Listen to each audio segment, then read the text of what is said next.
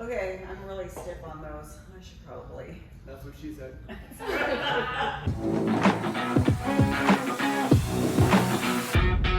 Hi, I'm Mike Pettid with the Metro Bros of Berkshire Hathaway Home Services Ambassador Real Estate. Welcome to our podcast, LMAO. Let's make an offer. John Estabrook is here from Option Mortgage. John, it's always good to see you. Glad to have you here, and we'll talk about options for mortgages and how to help people out. We've got Stacy Felker from our team, the Metro Pros. Stacy, great to have you. Thank you. Good to be here. Let's talk a little bit about your background, Stacy. How long you've been in real estate? What made you get into real estate? How long you been doing it?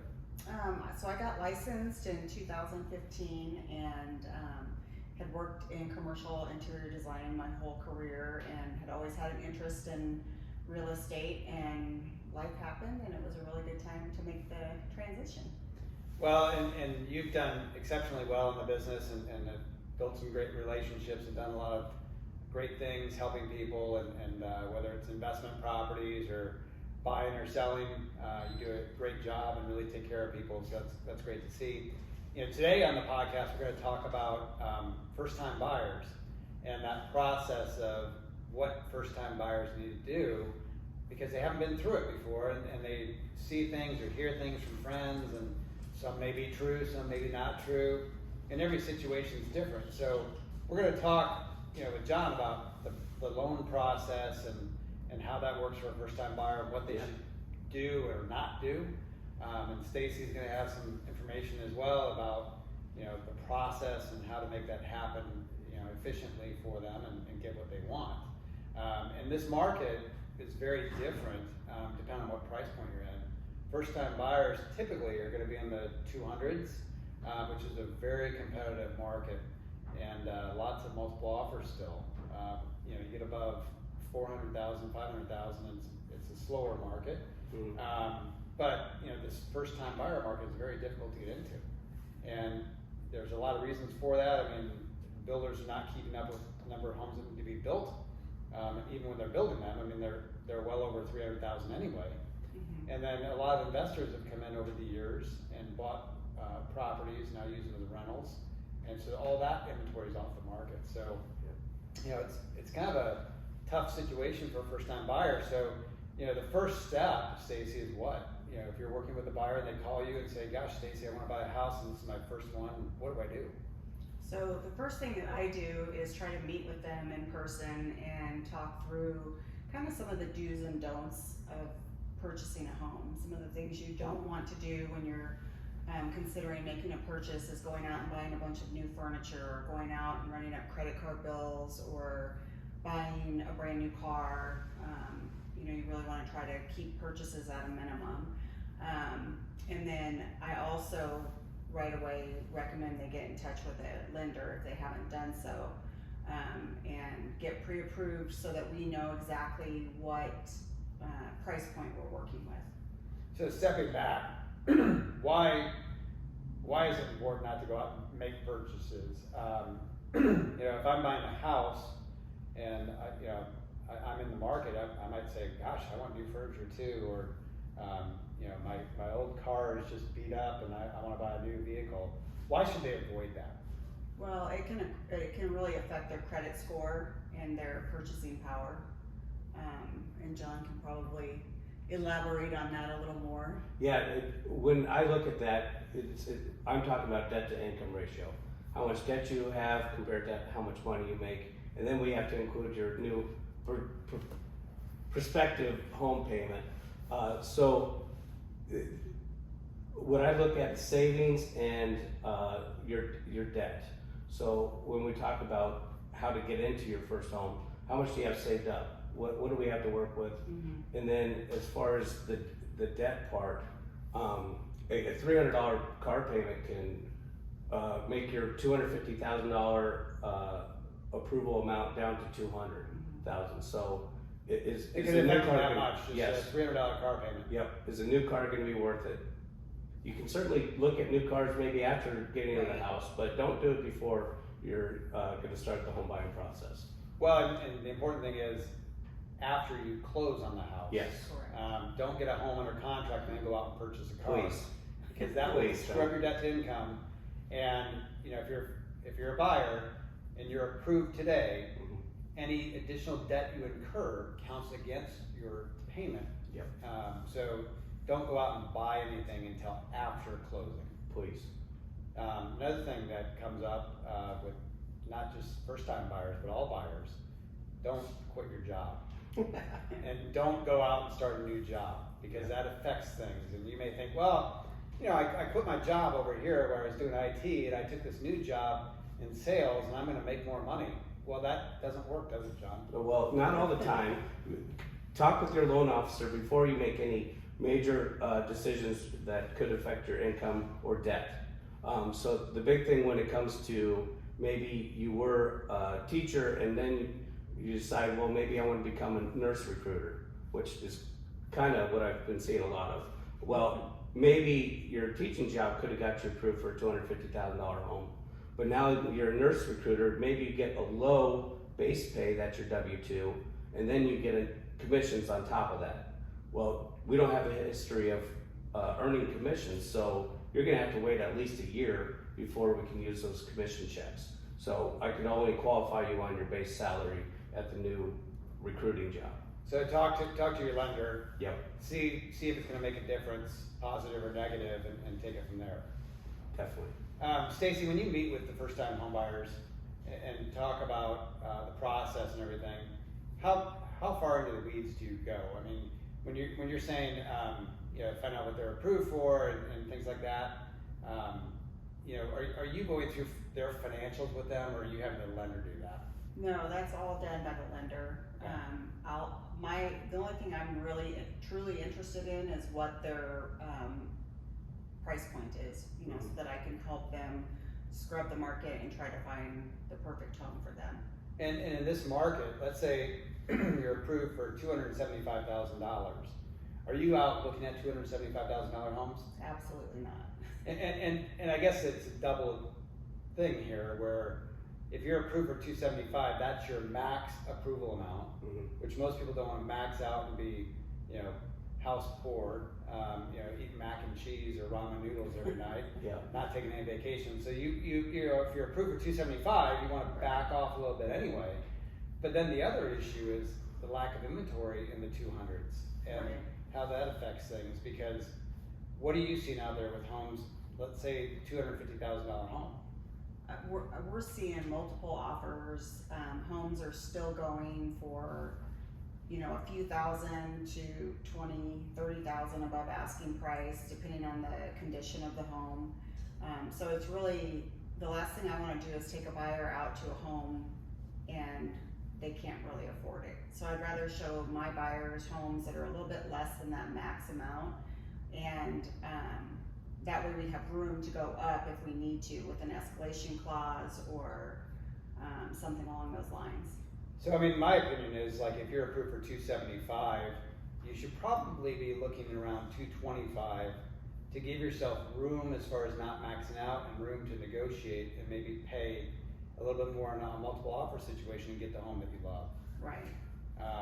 So I mean, there's things like that. What other pitfalls or things should, you know, first-time buyers be aware of? I mean, do we do a home warranty? Do we do an inspection? What are some things that they should consider that maybe they're not aware of? So the home warranty is nice for a first-time home buyer because it does give them some security for a relatively small amount of money for that first year. Any major appliances or anything would go out. I would say the home inspection is certainly really important, and we always recommend that buyers do one. But with that being said, in this market, if you're in a multiple offer situation, you have to understand that that could be the tipping point that doesn't allow you to get the house if there's 2 or 3 other offers and nobody else is asking for a home inspection. Yeah, and a lot of the multiple offer situations, buyers aren't asking for a home inspection. Right. So if you don't ask for a home inspection, it's pretty scary, because here I am buying this huge purchase. Right. And where's my protection? That's where the home warranty makes a lot of sense. Right. And sometimes I'll even have a contractor that I know walk the house with us. If if there's time, to go back for a second showing, just to look for any major flaws that they might see. So I think that's a really nice option if you're not able to do a home inspection also. Yeah, and I know when you're working with buyers and out showing homes, they're looking at the layout, decor, things like that, and not really focused on, is there a big crack in the foundation, Right. or are there stains on the ceilings and things like that. When I'm out with a buyer, I'm typically looking at those sorts of things. I'm not a home inspector, none of us are, but it's another set of eyes looking at something different, because if you walk into a home as a buyer and you love the layout and decor, that's what you're focusing on. You're not looking at the potential issues, or How old is the furnace? how old is the Right. furnace, Yeah. how old's the air conditioner, and there's, should be an MED tag on the furnace, Yeah. saying how old Right. it was, or is, and when it was installed. If it was inspected. If it was inspected, which most are, but there are some that aren't. So that's important to consider as well. Mhm. And I think as a first-time buyer, you need to work with somebody that you really trust and has your best interest, not somebody out there chasing online leads, trying to get you under contract on the first home you see. Right. And I know, sometimes we show buyers, 1 or 2 homes, sometimes we show them 40 homes. Mhm. And our philosophy with MetroPros is, take your time, find the right house, and let's try to get that for you. And it's not always about price, Stacy, either. When you write a contract, there are other things that you can consider in the contract that would make it more appealing to the sellers, Right. other than price. So, maybe it's a closing date that works better for them. Maybe it's a closing date with a post-occupancy agreement to give them more time to move out. Are there other tips or tricks that you use in your contracts to help, get people to win a deal? I think anytime we can have as few contingencies as possible. So if people are living in a rental situation and this is going to be their first home, that certainly gives them an edge, because they don't have to list and sell their house first before purchasing. And I think if somebody has either investments they can pull from, or a family member who can lend them money to pay cash for the house, and then turn around and pay that person back and refinance after closing, I think that anytime we have a cash offer, it really gives them an up. I do see a lot of family members giving the cash to the buyer to make a cash offer, and then they'll refinance later down the road. So John, let's talk about that. Delayed financing. Delayed Gotta financing. source where that money came from to purchase the house. So oftentimes, usually it's the parents that help out, and I ask for that. Where did this money come from? And they're a little hesitant. Like, what are you asking of me? Well, I need a bank statement or a retirement account statement showing that you took this money out to buy the house. Now, there are some implications on the financing side. When you buy a house with cash, and it's called delayed financing, when you move it over, there's a waiting period that you have to do. And then there's implications to the rate.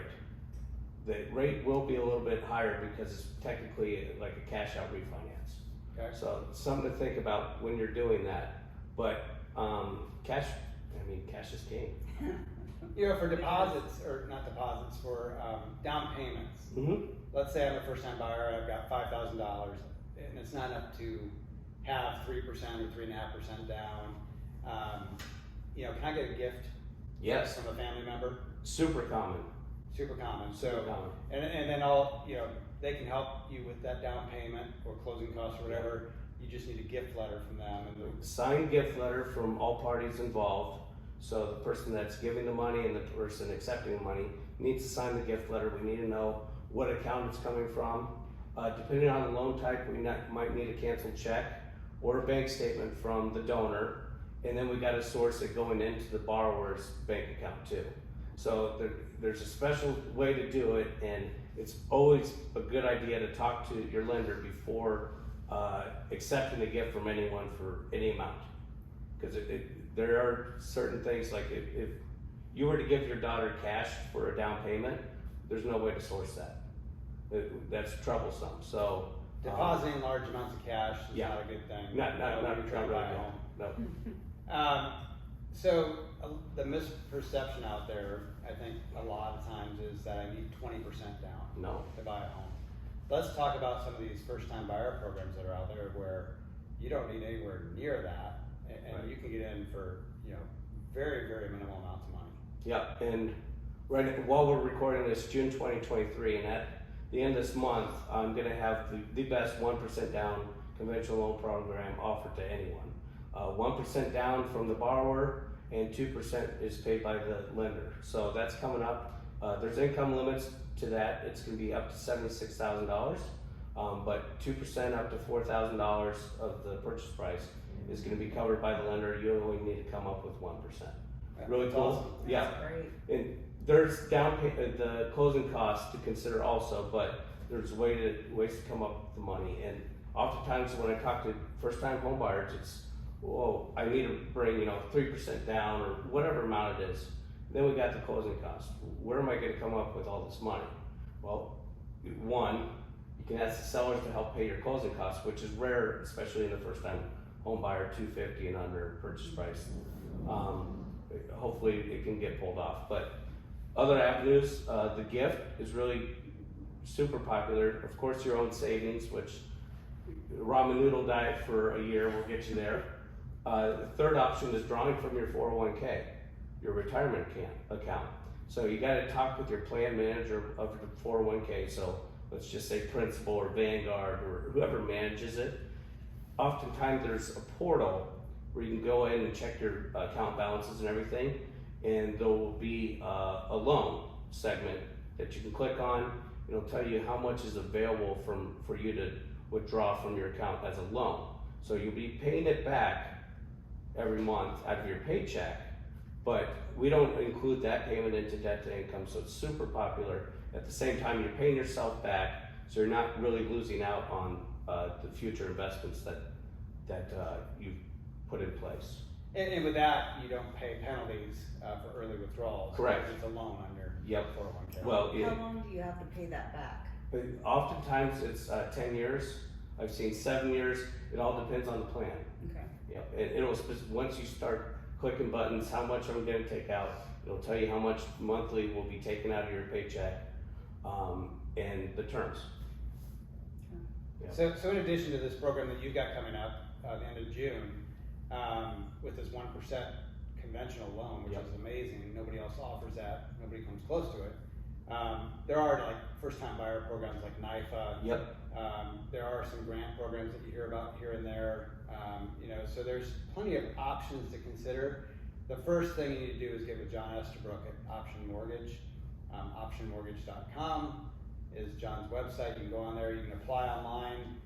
John will get with you. He loves to sit down with people face to face just to answer questions, make sure you understand the process. Similar to Stacy, going in and meeting with you and helping you understand the process. Stacy does a great job with that. So, that sets you in a good place to go out and look for homes. I always hate it when somebody goes online and gets approved with, Rocket Mortgage or whatever.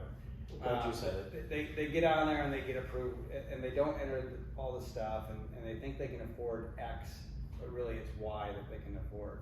Or they're issuing pre-qualification letters instead of pre-approval letters. Big difference. Big difference. Yeah. Pre-qualification and pre-approval. Yeah. So, that is something you need to consider as well. So I would highly recommend getting together with John Estabrook at Option Mortgage and having him help you out. And Stacy is a great resource from the real estate side, as is everyone on the MetroPros team. So, Absolutely. guys, really appreciate you being on the podcast this week. More to come soon, and thanks to everyone for listening today. And we'll talk to you all soon. Let's make an offer together. Mhm.